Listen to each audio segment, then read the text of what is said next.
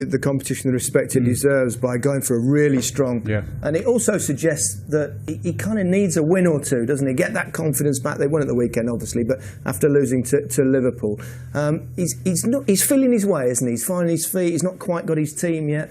No, I think, as I said earlier, I think the ferocity of the Premier League has surprised him. You don't get any walkovers in our league, and that was slightly different to what I think he's been used to.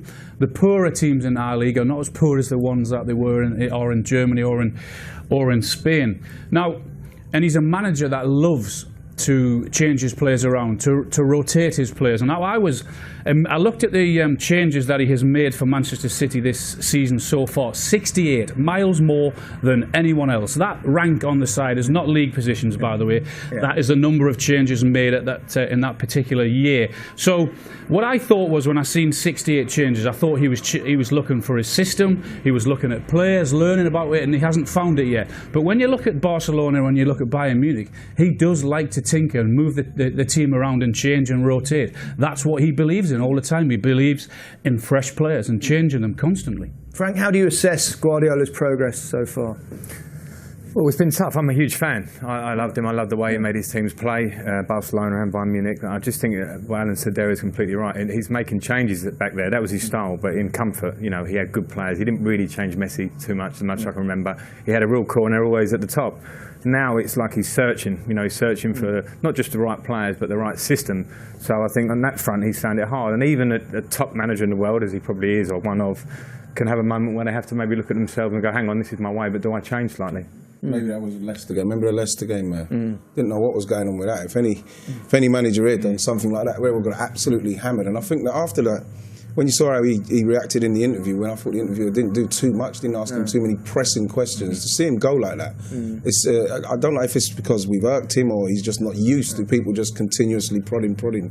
I think one of the surprises that I found is that the goalkeeping situation, and now I know he's not playing this evening, but the goalkeeper he signed, Bravo, he signed him immediately. What happened, he didn't even give Joe Hart a chance. He made his mind up before he even went in there. You're not for me, and I'm changing it. And that has been one of the problems for him also, because the goalkeeper has made mistakes. Even up front, you know, Aguero doesn't always play, even when he's fit. I know he's had an up and down kind of season, all sorts of different ways, right? But he is playing tonight. Yeah, which, you know, if you're going to say that he's come in and he's set a few players with the rotation, what he's doing, he seems upset. I don't know what's up with him. You know what I mean? You see him now, he's elbowed Winston Reid, he's lunged into David Luiz.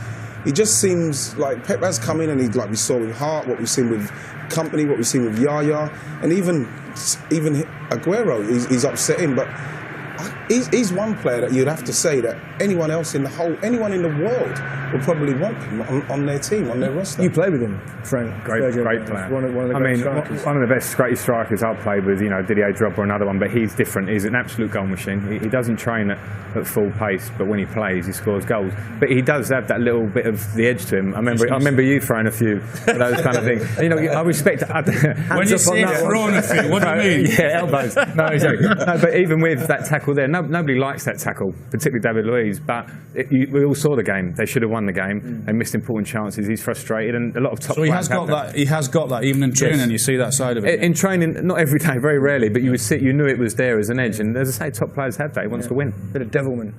Just under 50.